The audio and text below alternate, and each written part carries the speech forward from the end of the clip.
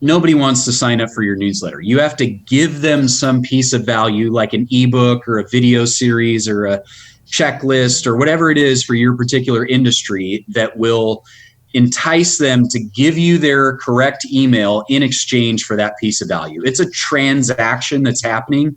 There's just no money that's exchanging hands.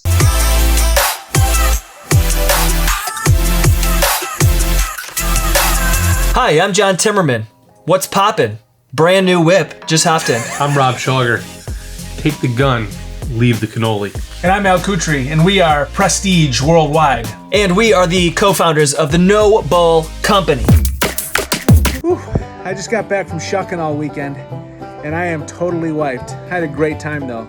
So today's episode is brought to you by Chuck's Shuck Shack, the sweetest corn, the best corn you will ever have in your life, with an unbelievable community of shuckers there that you can go and hang out with anytime you want. If you're tired of shucking alone and you're done with that scene and you want to go and shuck with a bunch of different people and get to know everybody and just have a ton of fun and wipe yourself out, go over to Chuck's Shuck Shack and get shucking. Let's hear from one of our favorite shuckers. I love to shuck. I literally do it every single weekend. Now, thanks to Chuck's Shuck Shack, now I have friends to shuck with. What's up, Buzz Nation? Welcome to I'm a Little Buzz, the show where we bring a ridiculous amount of life to business, all sharing a glass or paper cup of whatever makes us happy and sharing stories about what gets us buzzed. Fellas, what gets you buzzed? John, I'm glad you asked. Next Friday, Mountaintop Summit. Oh, here we go. Which mountain? What are we talking here? Yet to be determined. So I've been on the waiting list for over a year for this thing. Waiting Is list. this another one of your business outings? It's not me. So Is this it like guy, one up, one down? This kinda? guy started this event. He takes 4 business executives, hikes up the mountain. We do a meeting up at the top, and then come on back down. Sweet. Cannot wait. Yep. That's awesome. Yeah. Well, kudos. Cheers to that. Cheers. Amen. All right. Yeah, You well, will? The meat sweats. Getting you buzzed? That would explain it. The meat sweats are getting me buzzed. Which type of meat? Any All type? types of meat, yeah. All types of meat. Salami. Because Salami. Italian Pepperoni. sausage. Yeah, the meat sweats. Some friends and I, we have a little annual Brazilian steakhouse trip. The sword? Not your son trip. Well, he can come if he wants. Yeah, we can round up some meat. Little annual trip to the Brazilian steakhouse. Endless meat. They just freaking keep cutting, and they put green is go, red is stop. Wheel you out of there in a wheelbarrow type evening. It's like the meat sweats. I'm getting pumped about that. You'll finally sleep. I know I will finally sleep. They'll give you a little token, but I don't even use the token because I'm like, we're going. Yeah, it's green. always go. It's always green. Don't stop. Do you have your own token you hang around your neck when you go in and it's just flipped? It just says "Go me." Yeah, He puts the Italian horn on the backside and go. then Yeah, I shimmy. I take my shirt off. It's great. Let's do this. Oh, Kutri's here. Yeah. Kutri's here. Get the extra sword. Gonna lose money So I'm tonight. pumped about getting the meat sweats, Nice. and then sleeping. I'm pumped about my massage gun. I think I've told you about this. It's there's a Theragun is one. There's a couple other ones, but You I got talked about I this got one before. called the Apove, and I stopped using it for a while. You know, you get something, you love it, and then you stick it in a corner, and Yeah. you forget about it, and then you find it again, and you're like, what the? Yeah. Why did I stop? I had one. I got this thing. Swear for an hour and a half straight. I was just laying on the couch, just my entire body. Yeah. And just. I left mine at my great. ex-girlfriend's house. Can't get it back. I could. I don't. You can borrow mine. Thanks. Yeah. Hey Buzz Nation, are you a Gary Vaynerchuk fan? How about David Meltzer? How about Shay Rowbottom, Constance Schwartz Marini, and more? That's right, Noble 2020 2.0 is coming up April 8th, 2021. Do you want a free ticket? I know how you can get one. Head over to empathywines.com and buy any 12 bottles of delicious Empathy, Rosé, White, the Red, and use the code NOBLE2020 at checkout, and you will get a free $250 front section seating ticket to watch Gary, to watch Shay, and to watch all the amazing speakers April 8th. Head over to noble2020.com for more info. And we'll see you there.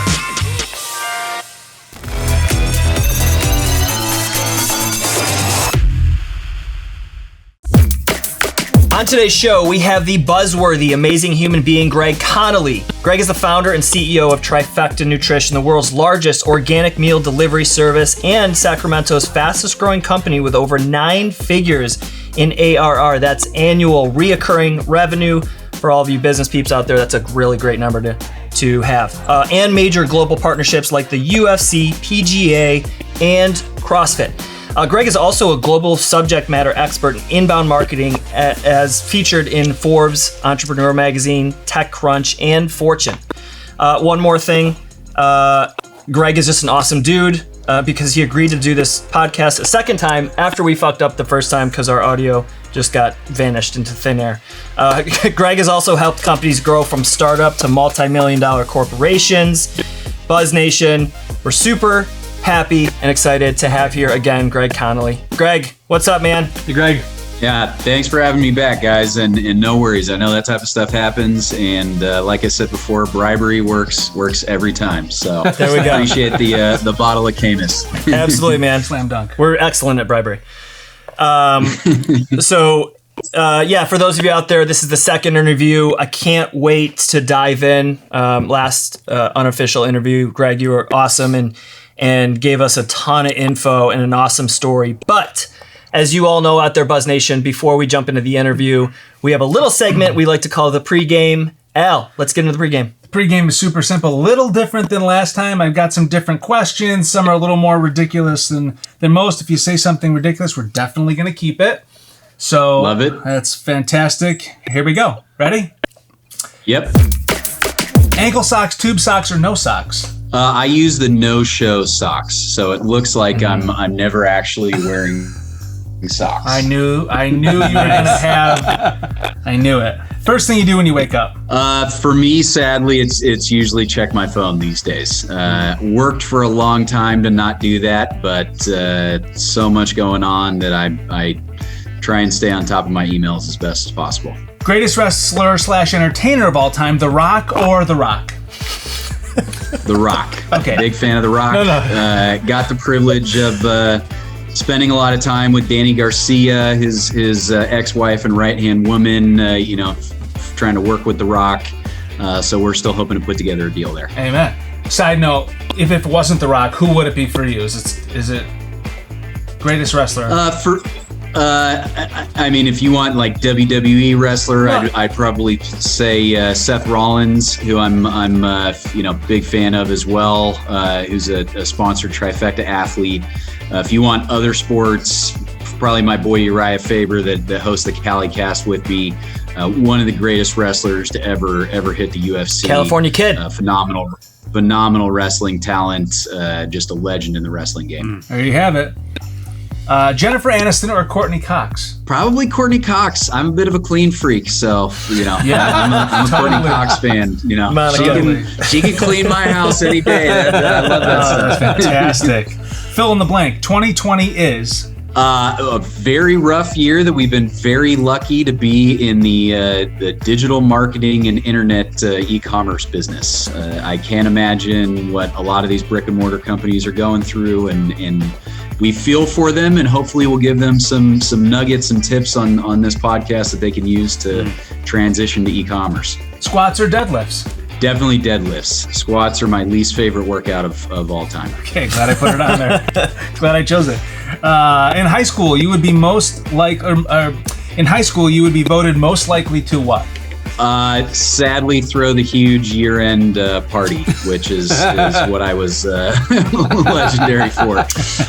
So I wish it was, I did win an award in academic decathlon, but nobody knew me for that. It was definitely the big party. I feel like, was it like a Van Wilder kind of vibe? Were you like the Van Wilder? It was until about 11 o'clock. The police showed up, and then until I was arrested. Yeah, my parents lived kind of right on a lake, so people were like running, swimming, trying to swim across the lake, fleeing from the. It was a shit show. So it was very much so a Van Wilder style scene before Van Wilder. Your teenage years sound eerily like mine. I love it. An American hero. Speaking of that, Iron Man or Captain America? Dude, that's a tough one. I know. Probably Iron Man, but I love Captain America's leadership. I think he's a phenomenal leader. I think Tony Stark, for his genius and all the, kind of self-sacrifice he has in the Avengers series, it's clear Captain America is like the solid leader of the group, which I loved. And Tony Stark's a wild card. He would have been at your party, though. Oh, for sure. He probably would have thrown a better party, and I would have gone to his party. It's the after party. If you could be any animal, what would it be? The elephant. I went to Africa maybe 6 years ago, South Africa, Kruger Game Reserve. A lot of the kind of private game reserves off to the west of it, and expected the lion to be like the super alpha of Africa, and we were chilling next to lions right and left, but if a fucking bull elephant came around, see ya, everybody was running in the other direction. Even the lions were running. Like it was the bull elephants are the apex animal of the entire world. Nobody messes with them. If they got a swagger too when they walk, they're like the pimps of the savannah. Unbelievable. The savannah pimp. If Trifecta closed tomorrow, God forbid, what business would you start? Probably some sort of green technology business, photovoltaic cells, green packaging, which is something that we're really working on at Trifecta. I'd love to build the Iron Man suit. Since you mentioned Tony Stark, I got 10 different projects I've been following. Like the Mule project, the Air Dubai project. They've got most of the component pieces now. Someone just needs to take the time to put them together in a suit at this point. His name actually is Greg Connolly. Yeah. Real life Tony Stark. You heard it here. Last question. True or false? Tearaway pants was the greatest clothing fad of all time. God, that's a tough one. Mainly because I just watched The Last Dance. I'm going to go with true. That was such a legendary team. And in the 90s, those full track suits they just ripped off when they came onto the court. I mean, what better feature Michael in Jordan clothing? he was a legend, and he did some legendary stuff like those tearaway pants. There you have it. Done. Nice. All right, well, before we get into our main question and chunk of the show, now is the time when we cheers to our guest and something ridiculous. So cheers to you, Greg, to life, love, lots of laughter, and the pep talk that you give your phone when you drop it face down. Oh, come on, don't be cracked. Don't do this to me. Cheers, Greg. Cheers, my man. Cheers. Awesome. Okay, Buzz Nation, I know you've been dying to hear from Greg, and Greg, you've built an amazing brand. I say brand because you really have.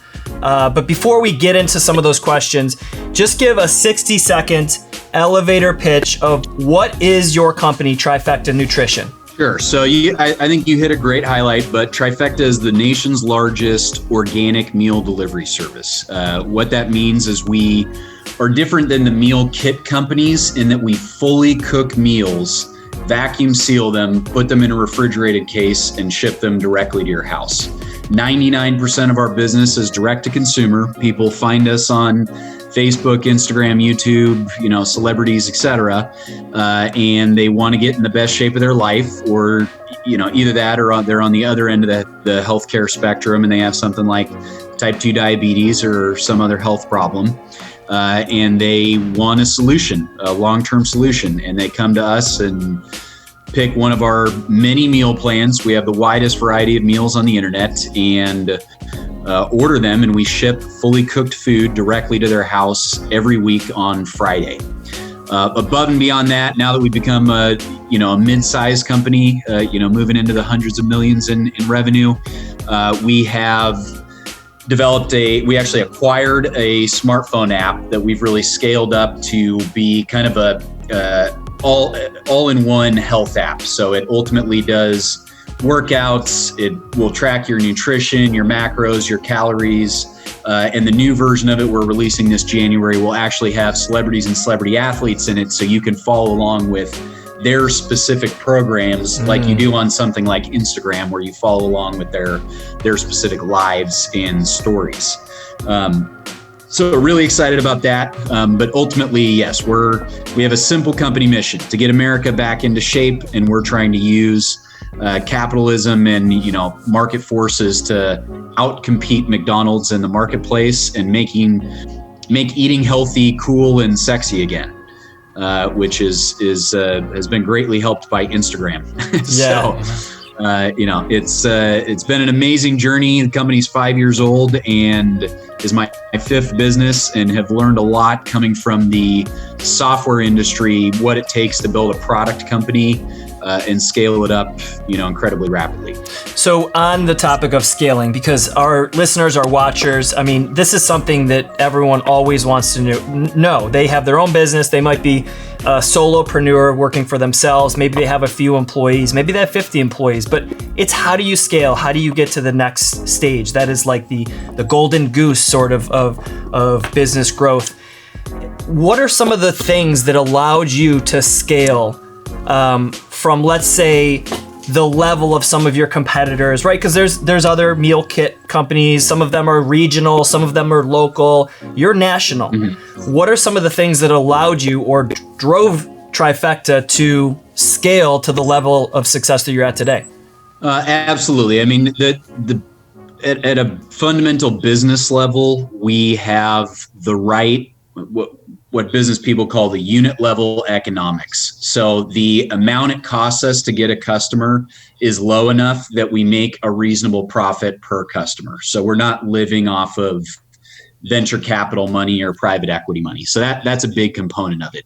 The way we've been able to successfully keep that customer acquisition cost very low is by having a very robust inbound marketing funnel, which is, a lot of what we talked about the first time.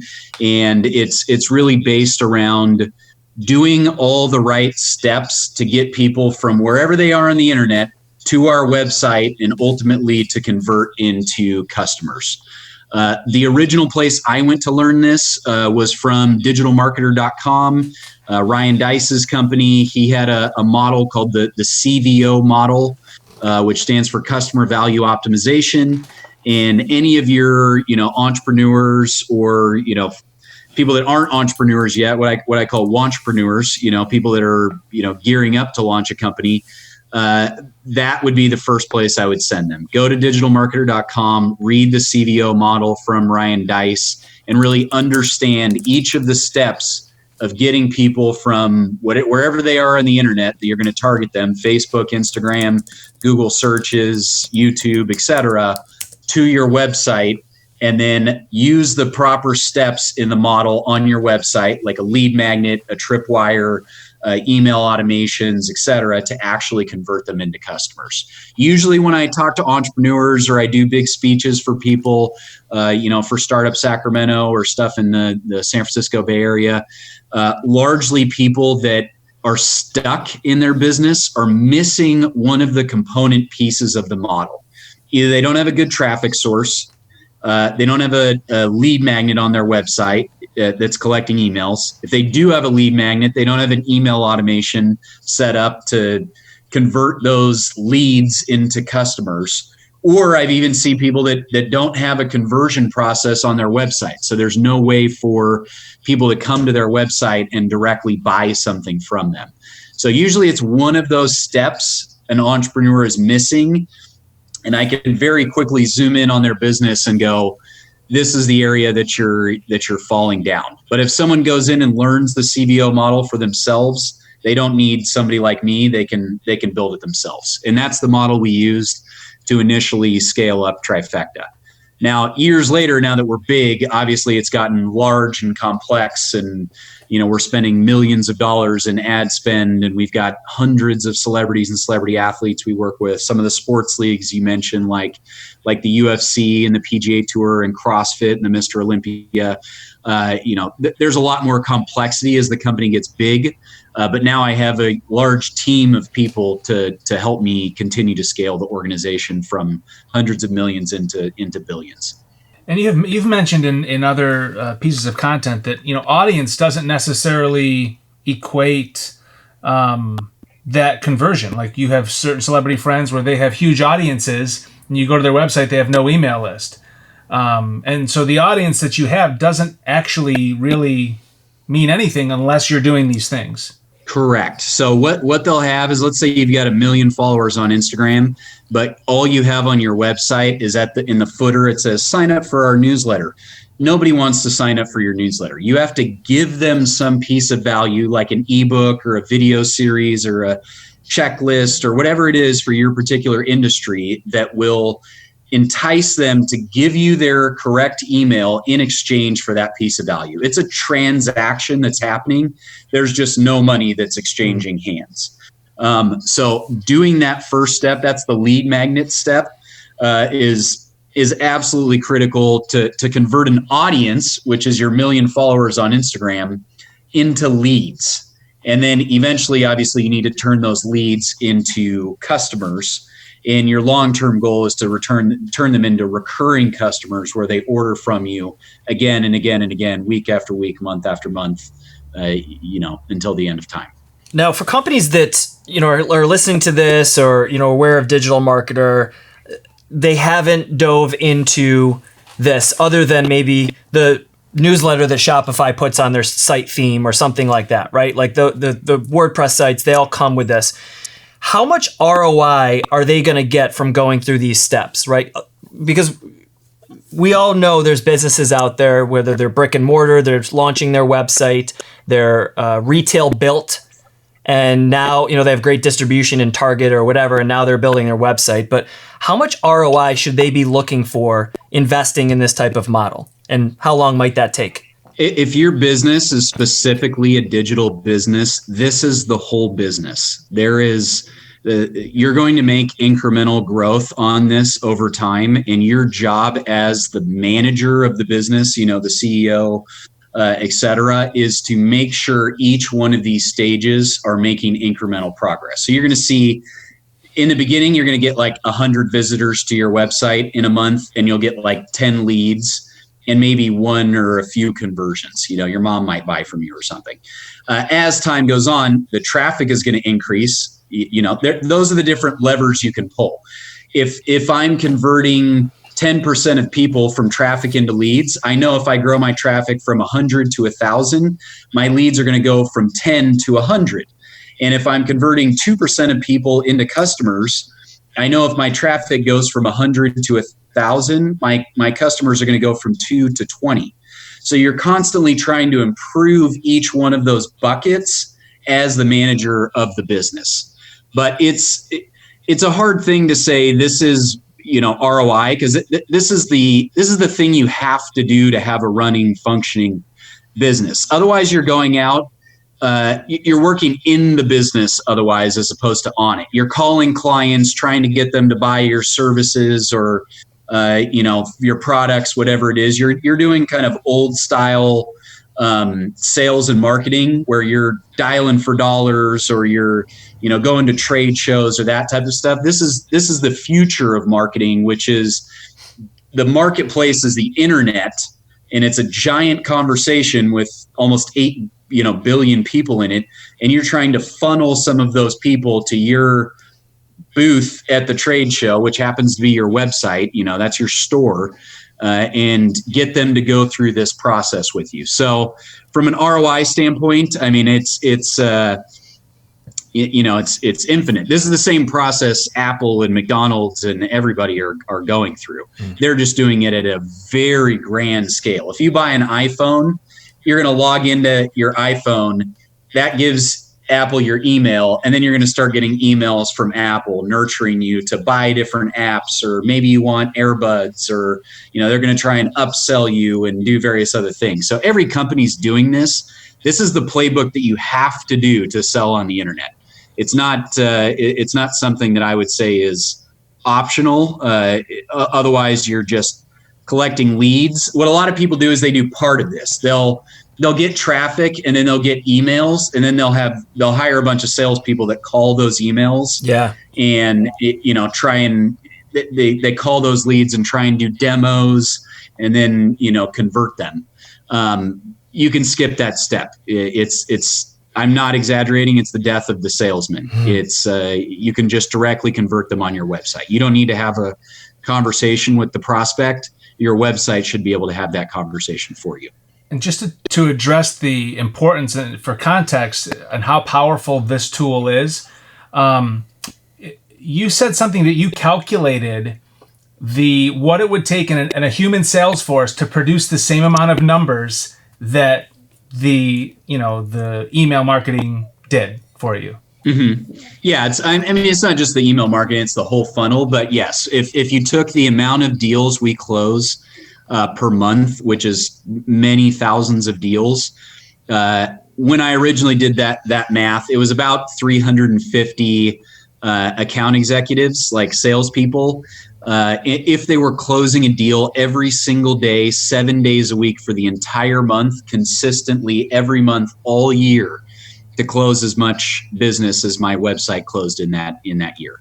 Obviously, there's a huge cost paying all those salespeople for them to close that amount of deals. Wow. My website, I've got to pay for hosting with Amazon Web Services, and then pay a few developers to continue building out the website, and marketers to keep doing the marketing. But it's fundamentally different than having an army of salespeople. My website never takes breaks. It works 24/7, 365. It's closing deals on Christmas. We're like Amazon. We never close. We are always open. So, Greg, take us back to the beginning. So that you started business in your early 20s.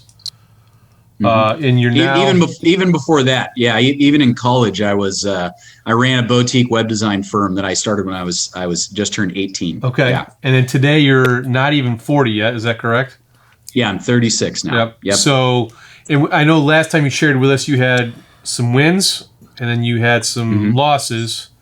Can you take us through some of that over the 5 companies, what that looked like, and share with with the audience also, like, where was the loss and what would you attribute that to?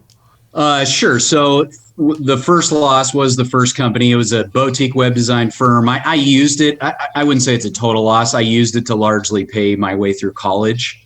But that was when the internet was first coming out, kind of turn of the millennium. And I was telling business owners, the yellow pages are dead. This new thing, the internet, is going to be huge. And they were like, yeah, cool, kid, et cetera. So we would sell them on us building a website for them so they could have a web presence in the first place. So after I graduated college, I essentially decided I wanted the corporate experience. So I accepted a job at ADP in their small to medium business division, essentially in sales, so I could really get that experience and close that business down. The biggest failure was actually the business before this. It was a company called Amara, and we were trying to do the same thing Trifecta is doing, where we wanted to help get America back into shape, except we were trying to do it by eliminating sugary drinks. And as a lot of product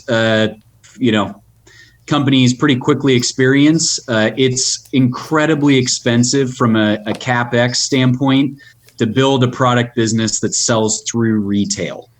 So we were selling in Whole Foods and other kind of grocery chains, and we would sell to a distributor like UNFI, who would subsequently sell to Whole Foods, and we were getting UNFI was getting net 30 to net 60 from Whole Foods, and then we were getting net 30 to net 60 from UNFI. So we averaged about net 90 on the product that we were selling.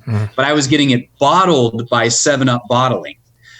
So I had to pay the money in advance to get it bottled to 7-Up Bottling, and then float that money to Whole Foods 90 days, Yep. which, as you can imagine, I got to a point where my inventory float was $750,000, and it just really crushed the business. It crushed us from a cash flow standpoint. We would have had to raise at least $5 million for that business to be a success. And the drink space is highly competitive. We raised about $500,000 in the, few years we were in business, but it got to a point where I couldn't make payroll anymore. And I started scrambling for other ways to deliver cash flow. And that's actually where Trifecta, this company, came from. Is we said, how can we start cash flowing on a weekly basis? And it was if we did direct to consumer. And we had just signed a major deal with the paleo diet, which was like the biggest diet in the world in 2014. And in that deal, we got exclusivity over prepared food and prepared drinks. So we launched the food company, and Trifecta, within 5 months, was outselling the drink company. In the beginning, I was running both companies in tandem.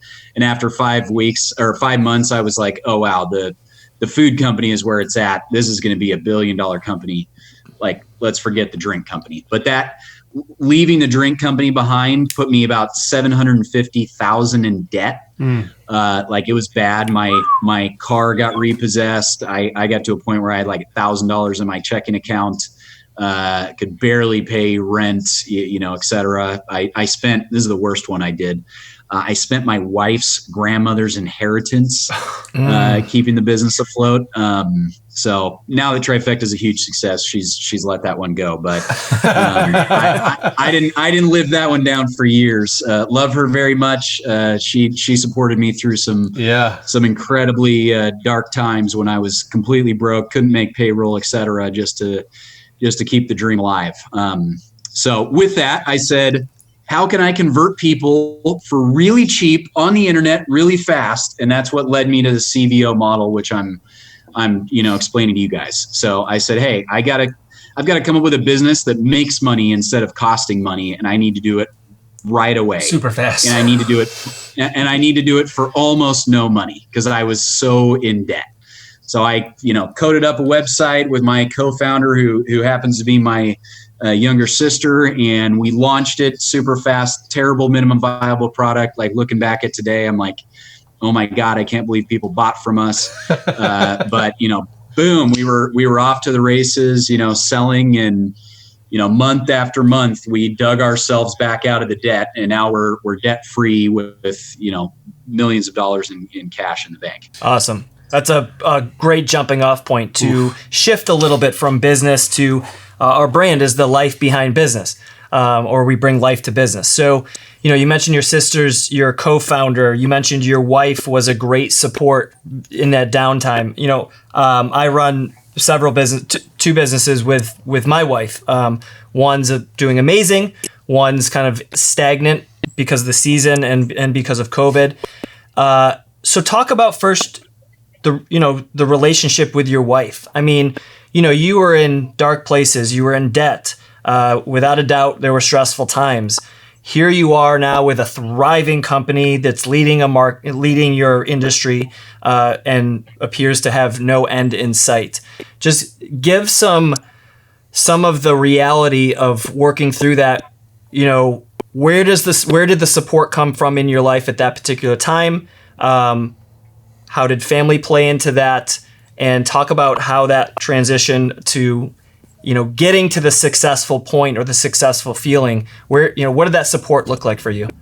It's a great question, and candidly, I tend to not tell entrepreneurs a lot about the super dark times because I feel like it would discourage them, and I really want to encourage entrepreneurship. But the quote I use is, if you're not going to die if you don't become an entrepreneur, you probably shouldn't become an entrepreneur, because it's so hard that you have to be absolutely crazy to get through some of the hurdles that you have to get through.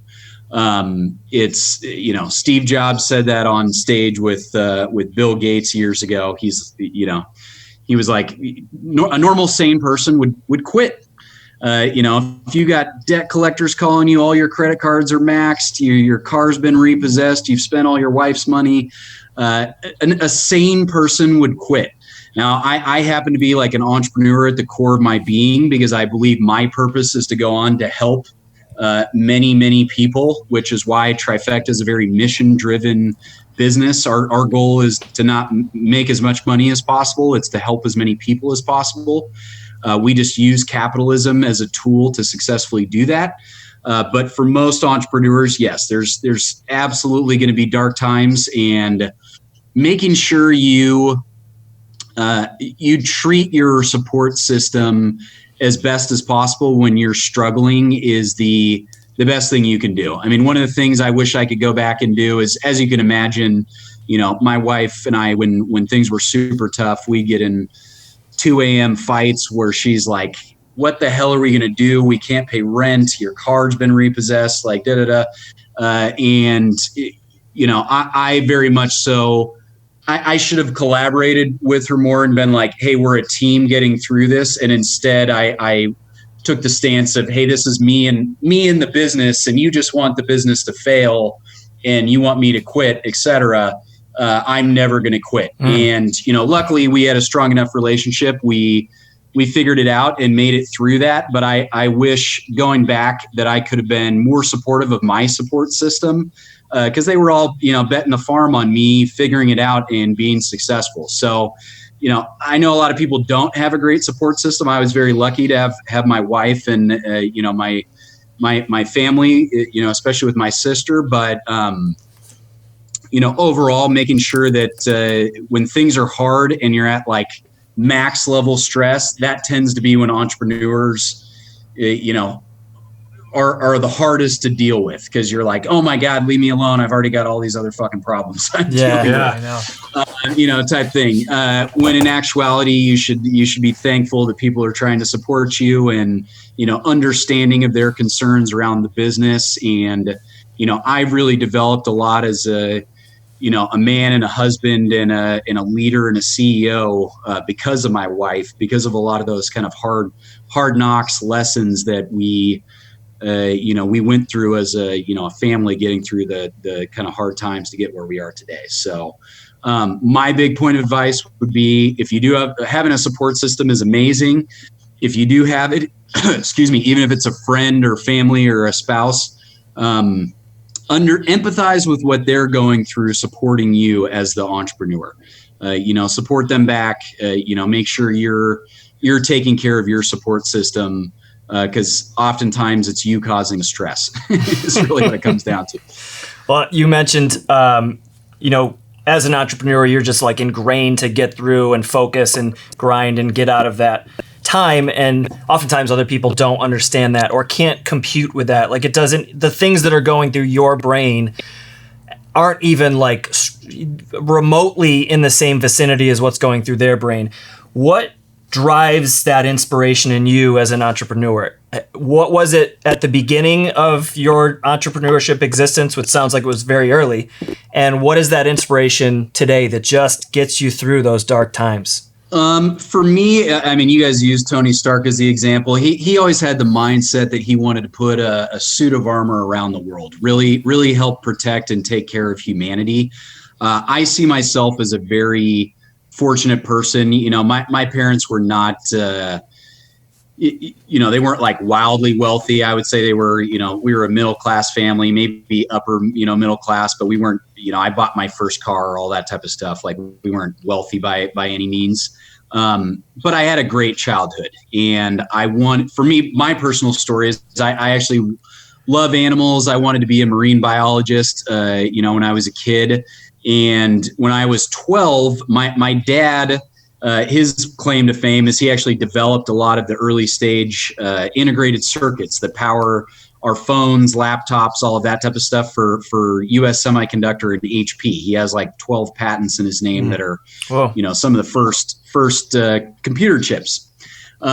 He used to take us every year to, I'm out in California, so to the Monterey Bay Aquarium, which is, for a marine biologist, kid is like heaven on earth. There's all these dolphins and whales and otters and all kinds of stuff. And when I was 12, I asked him, how did, marine biologists build this? Their salaries are like $40,000 a year. This is like a $50 million facility. And he said, oh, it was Bill Hewlett, the founder of Hewlett Packard, bought this facility for his daughter, who was a marine biologist. And at that point, my mindset fundamentally flipped. I was like, okay, if I'm going to have the best impact on, people, animals, and the planet, it's going to be through business. Business is what's going to allow me to have that massive macro impact on humanity that you only live once. So I wanted to try and do something that really helped humankind in a huge way, during my time on Earth. And, I really saw entrepreneurship and business as my way to do that. I really look up to people like the Elon Musks or the Jeff Bezoses or the Richard Bransons, where they're like, hey, how can I help humanity? It's probably spending my billions of fucking dollars making us a 2-planet species. So let's get us to Mars. Let's get electric cars and electric homes. Let's solve these major problems for mankind. And I felt like I was smart enough. I had the drive and willpower, and I had the childhood that I had a really good opportunity to make a major impact. If people like me just fuck off and get drunk in Vegas for the rest of their lives, what chance does humanity have for us to, really kind of pull through on some of these major problems? So, obviously from my bottle of Camus here, I have my fair share of fun, but, I also want to have a huge impact in my life. And that's the driving force that, gets me out of bed 7 days a week is, with Trifecta, we're helping hundreds of thousands of people get into the best shape of their life. And COVID-19 is it's what we're all going through right now. And it's created a tale of two Americas. If you have type 2 diabetes, you're 12 times more likely to die from COVID, 12 times. So, we're actually, if you're in great shape, the symptoms are mild and you're probably completely fine if you get COVID-19. So we're really trying to make America more resilient, healthier, live longer, reduce healthcare costs that are bankrupting the economy. We can solve a lot of problems at the same time with Trifecta. And for me as an entrepreneur, that's just about having the bigger vision. It's not, how can I make 10 million bucks and retire on an island? It's like, how can I build $1 billion, and or multi-billion dollar company that can solve a major fucking problem for the world? And that's really been my, my focus with entrepreneurship in general. And Trifecta is just it's a sword for me to wield to try and solve this huge problem. Well, the fact that you haven't opened that bottle at 1:00 in the afternoon during the business day shows that you are on the right track. Great focus and great constraint. Drinking my coffee from my Walt Disney Vision mug. It says, it's kind of fun to do the impossible. And it's got a picture of him on the property before he built Disneyland. Unbelievable. Awesome. Is there a story that sticks out, whether in the early, it's only been 5 years, but like early years or now, that really came across your desk that you were like, this is precisely why we keep going? Is there a particular story that you have? For us, it's near constant ones at this point. It's obviously we have a Facebook group that's got literally thousands and thousands of our customers in it, and they share their success stories. They're, hey, I've lost 20, 30, 50, 100, 200 pounds. They lose a huge amount of weight. They'll post their blood sugar levels from diabetes. They'll say they're off their hypertension meds. People are like, hey, I've gone for a hike with my kids for the first time in 7 years. Like it's like heartbreaking stuff that's just absolutely amazing and is a huge driver for us. But it's also, I'm a big patriot. It's also stuff like Michelle Obama's foundation, A Healthier America. That was her kind of major project that's still going today. They quantified the healthcare cost. Like, you guys are all paying taxes. I'm paying taxes. It's $1.74 trillion a year we spend on this problem.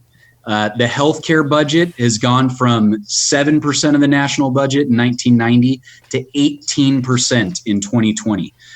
So for that amount of money, we could rebuild every school in America every year. We could fund the military 3 times over. It's a huge cost. So really, seeing those news articles constantly, and then seeing ones like what I just mentioned about COVID, those stats were from an article in USA Today that literally came out like yesterday or the day before, that I shared with our whole team, that is like, hey, we're actually saving lives. Every 5 minutes, somebody gets a limb amputated from diabetes. Every 10 minutes, somebody has kidney failure. 500,000 people die a year in America from poor diet. 500,000. That's like 5 times the current deaths of COVID. So those type of stats and news articles coming out are like constant positive reinforcement for us and the team that we're having an impact, and we're not small anymore. We're feeding hundreds of thousands of people. Eventually, we hope it's millions of people, and we're really able to to turn back the clock on America's health. Well, you're clearly impacting the world in such a positive way, and you're getting a ton of notoriety as a company for it, and you have hundreds of thousands of customers. And you have athletes and celebrities that are all coming in. I was aware of Trifecta earlier on, in your growth, being in the CrossFit, a fan of CrossFit and a practitioner of CrossFit. And you have all these athletes and celebrities that you're working with, and more come on. What is it like, working with athletes at this point? You're at the point where, I'll just say from our last conversation, you're turning away brand ambassadors at this point. You're very selective now, and you're in the place to be able to do that. What is it that makes a perfect fit for an athlete or a celebrity for a Trifecta that really gets them jacked up to like partner with you and makes it a really good relationship? It's a great question. I mean, the main things we look for are they channel aligned? So are they talking about health, fitness, nutrition, or is it a big part of their job? Like, you wouldn't think of a UFC fighter as someone that really cares about, nutrition, but they have to make weight for their fights. So nutrition is actually a huge part of their lives because they're doing these giant weight cuts. So finding someone who's like really channel aligned is the first step. Is this a person that Americans look to for advice when it comes to nutrition? The second step is, are they somebody that cares about the mission? So somebody like, you guys mentioned The Rock earlier, he's been a big target of ours. I've had, multiple meetings with Arnold Schwarzenegger, which was a, huge treat. Got to drink with him and smoke cigars at his house. Just amazing man, just legendary entrepreneur himself.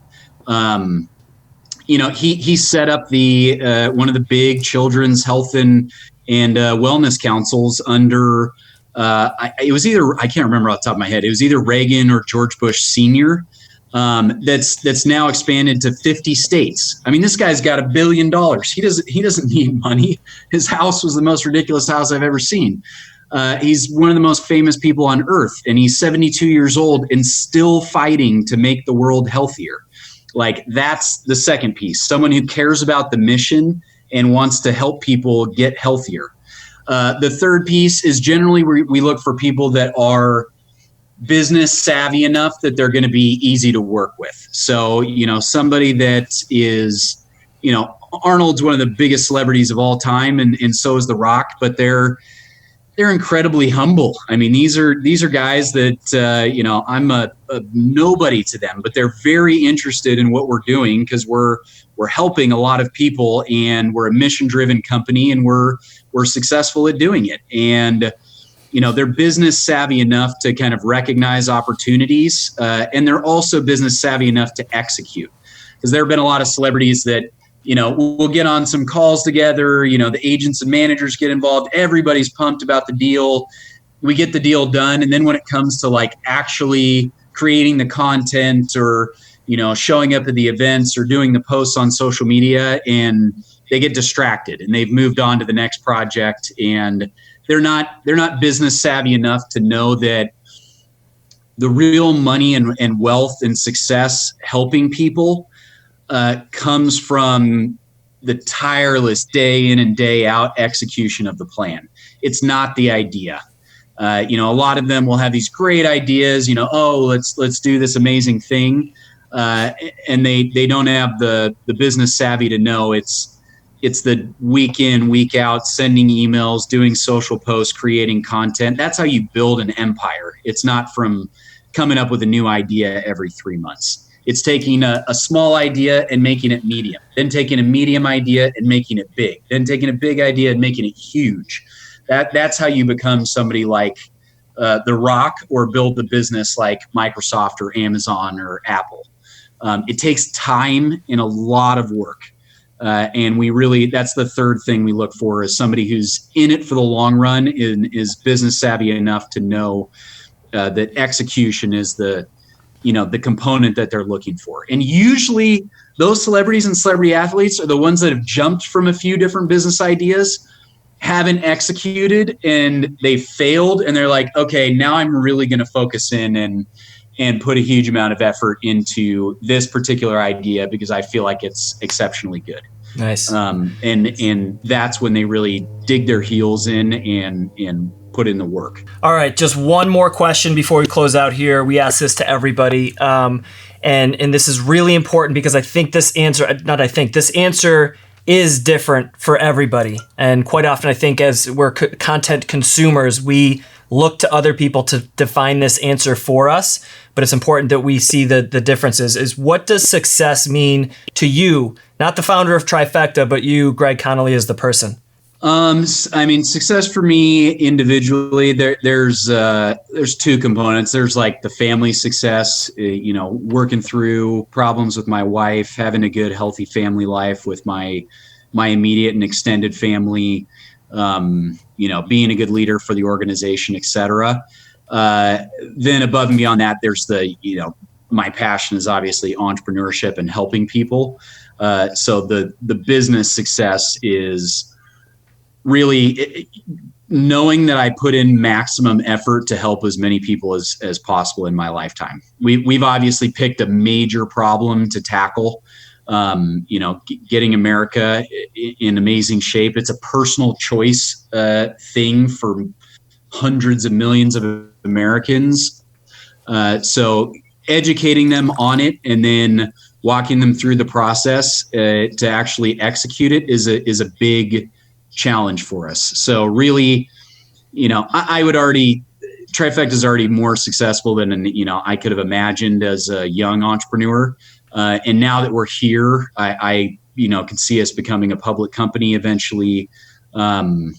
So, really scaling up to have a demonstrable impact on the problem. That's what I would consider success. Seeing that graph of the chronic disease growth over time actually like level off and start heading in the other direction, I would be like, hey, we played a big part in that. This is a huge win.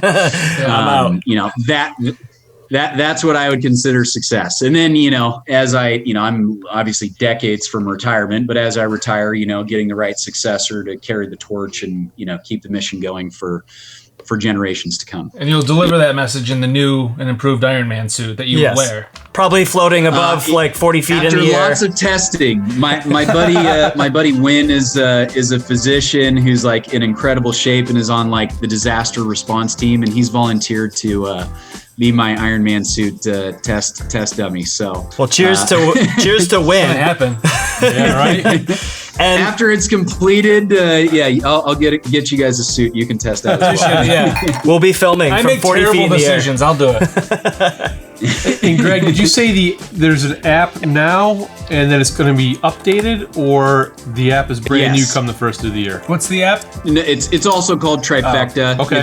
It's a top 30 app in the health and wellness section for iTunes and on Android, but yeah, it's got millions of downloads. Awesome. It's live today. It's just called Trifecta. Cool. Well, thanks. You've helped us in this 1 hour of conversation, in addition to the hundreds of thousands of people and millions of people that you're helping with your company. So thank you so much for your time, Greg. We appreciate it. We can't wait till this episode goes live. Appreciate you, man. Absolutely. Enjoy the rest of your day. All right. Take care. Thank See you, Greg.